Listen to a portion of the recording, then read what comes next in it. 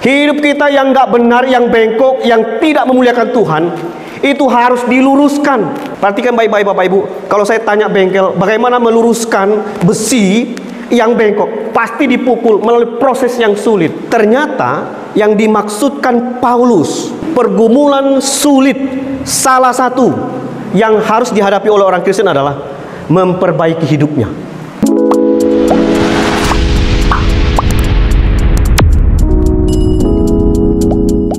Ya, shalom Bapak Ibu sekalian. Sekali lagi shalom. Bagaimana kabar kita semuanya?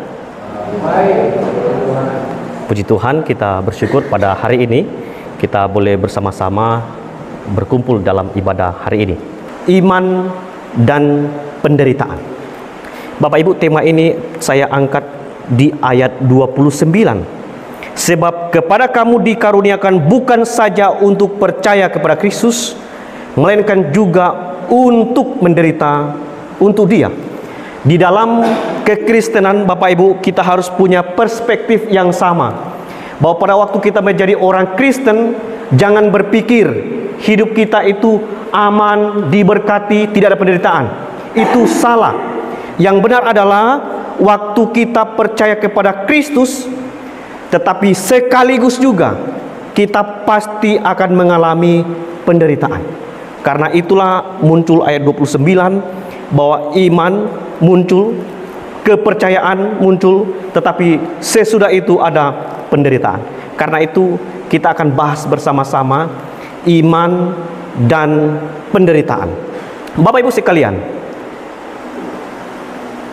pergumulan dan penderitaan apakah yang akan atau yang harus kita hadapi sebagai orang Kristen yang katanya sebagai orang percaya harus mengalami penderitaan? Saya menemukan ada dua bagian penting di dalam khotbah pada siang hari ini. Yang pertama, di ayat 27 itu Bapak Ibu sekalian, ada pernyataan yang sangat penting. Hanya hendaklah hidupmu berpadanan dengan Injil Kristus. Perjuangan pertama yang harus kita miliki di dalam menghadapi penderitaan adalah kita berjuang agar hidup kita berpadanan dengan Injil Kristus. Di dalam kalimat ini kelihatannya masih samar-samar. Berpadanan dengan Injil Kristus itu seperti apa? Saya coba berikan penjelasan yang praktis. Seolah-olah Paulus sedang berbicara begini. Orang Filipi atau orang percaya, orang Kristen, jalankan hidupmu berdasarkan ajaran Kristus. Apa yang Kristus ajarkan, turutilah itu. Nah, itulah sebabnya yang dimaksudkan oleh Rasul Paulus, supaya orang percaya itu berjuang agar hidupnya berpadanan dengan Injil Kristus. Itu berarti kehidupan di dalam dunia, hidup lama, itu tidak cocok. Karena Paulus menghendaki supaya hidup orang percaya itu berpadanan sesuai dengan Injil Kristus. Itu berarti Bapak Ibu sekalian, secara tidak langsung Rasul Paulus ini sedang berbicara. Secara langsung dia mau menyampaikan ini. Sebelum kita percaya kepada Kristus, hidup kita itu dulunya sudah bengkok, tidak benar. Karena itu ketika muncul kalimat hendaklah hidupmu berpadanan dengan Injil Kristus. Nah, Paulus mau beritahu bahwa sebelum kenal Kristus, hidup kita itu sudah bengkok. Sekarang kamu sudah menjadi murid Kristus. Luruskan hidupmu, perbaiki hidupmu, buang hal yang tidak berkenan kepada Kristus, agar hidup kita itu serupa dengan Kristus. Saya coba menjelaskan dengan memberikan satu gambaran. Apakah bisa ya memperbaiki hidup yang sudah bengkok, yang sudah berpuluh-puluh tahun kita hidupi hidup yang tidak benar? Misalnya saja kehidupan egois. Kalau Bapak baca di dalam selanjutnya itu dijelaskan supaya sehat dipikir. Dalam kesehatan itu tidak ada keegoisan. Selanjutnya lalu belajar dari Kristus yang merendahkan dirinya. Itu di pasal 2. Apakah bisa memperbaiki hidup yang sudah bengkok? Tidak mudah, tapi bisa Bapak Ibu. Perhatikan ini gambar ada seorang yang punya tulang punggung yang mengalami kelainan. Kenal dengan ini? Tidak kenal ya? Ini anak artis ya, tapi dia punya kelainan tulang. Namanya itu skoliosis. Skoliosis itu Bapak Ibu, kelainan tulang. Tulangnya itu melengkung atau kategori tidak normal.